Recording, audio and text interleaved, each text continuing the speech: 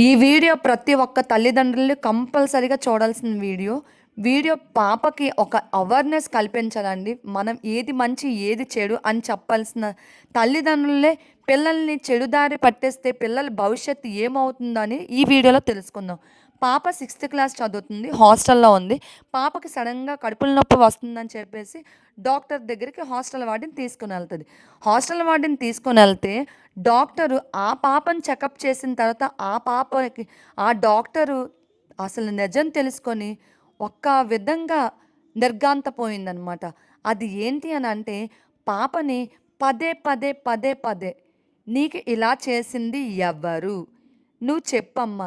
ఇది మాత్రం మేము సెన్సిటివ్‌గా ఉంచుతాం. అసలు ఎక్కడ మేము దీన్ని స్ప్రెడ్ చేయం అని అంటే పాప నన్ను ఇలా చేసింది ఎవరో కాదు నా తండ్రి అని చెప్పగాలనే అసల ఫ్యూజ్‌లు ఎగిరిపోతాయి డాక్టర్‌కి.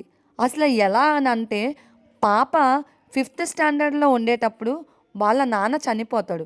అలా వాళ్ళ అమ్మ ఒంటరి జీవితాన్ని గడపలేక ఇంకొకళ్ళ తోడు కోరుకుంటది. అలా కోరుకున్న తోడే ఆ తండ్రి. ఆ తండ్రి ఈ తల్లి ఆ పాపని కన్న తండ్రిలా అసలు సాకుతూ బానే చూసుకునేవాడు. ఎప్పుడైతే తల్లి అనారోగ్యంతో చనిపోద్దో అప్పుడు ఈ వెధవకి ఇంకో తోడు కావాల్సొచ్చి పాప మీద కన్నేయడం మొదలుపెడతాడు.